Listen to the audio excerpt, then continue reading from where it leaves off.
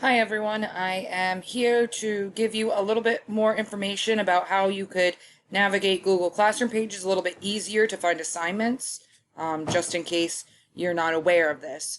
So if you wanted to go and say you wanted to find your reading work for this week, and so you'd click on the language arts page like always, and then we usually are in the stream section where everything I've ever posted is here.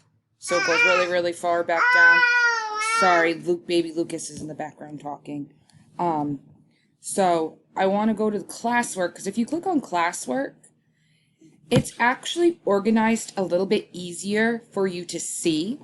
So up here it will say writing work for September 21st to September 25th. So this was our writing that we've done so far this week, Monday writing and Tuesday writing. If you wanted to work on our reading work from this week, it's reading work September 21st to September 25th. There's our Monday and Tuesday work so far.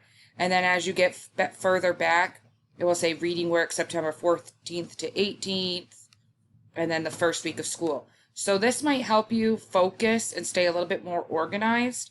I'll show you in another page. If we go to, let's say we go to the math page. The same thing. Here is all the streams, and I post teaching videos like the rounding 2-digit numbers for help sometimes, and then of course all our work is here. If you feel like you can't figure out where the work is, remember you can go to the classwork page, and then it's organized a little bit neater for you. So week of September 21st to September 25th. Here was our Monday math work and our Tuesday math work.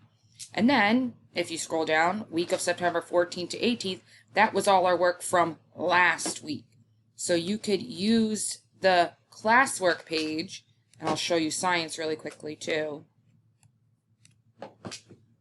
So again, science might be a little bit overwhelming to figure out which assignment you should be doing. So if you click on the classwork tab, the weather tracker for everyday use, we're going to be using this weather tracker every day.